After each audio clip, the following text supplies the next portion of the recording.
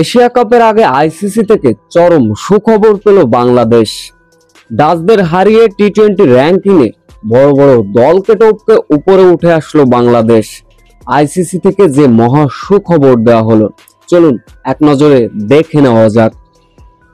Asia কাপে নিজেদের প্রস্তুতিটা ঠিকঠাকভাবে করার জন্য দুর্বল দল ডাচদের আনা হয়েছে বাংলাদেশের মাটিতে টি-20 সিরিজ খেলার জন্য। কেননা এশিয়া কাপ যে পুরো টি-20 ফরম্যাটেই হবে। এদিন প্রথম টি-20তে দাপটীয় জয় পায় টাইগাররা, যেখানে বাংলাদেশের বোলারদের অনবদ্য বোলিং, যেখানে লিটন কুমার দাসের ছিল প্রত্যাবর্তনের গল্প। তার দুর্দান্ত 50-তে ডাচদের 8 উইকেটের বড় ব্যবধানে হারালো টাইগাররা। সেই সঙ্গে টি-20 র্যাঙ্কিংয়ে আইসিসি থেকে চরম সুখবর পেল বাংলাদেশ। টি-20 র্যাঙ্কিংয়ের পয়েন্ট টেবিলের দিকে তাকালে দেখা যাবে সবার উপরে রয়েছে ইন্ডিয়া।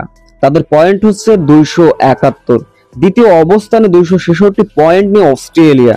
তৃতীয় অবস্থানে 257 পয়েন্ট নিয়ে মাইটি ইংল্যান্ড। এরকম যথাক্রমে বাংলাদেশের অবস্থান অবশ্য 10-এ। আয়ারল্যান্ড, জিম্বাবুয়ে, নেদারল্যান্ডসের মতো দলকে পিছনে ফেলে পয়েন্ট টেবিলে 10-এই অবস্থান রয়েছে বাংলাদেশের। তবে সব থেকে বড় বিষয় হচ্ছে বাংলাদেশের রেটিং পয়েন্টটা 221।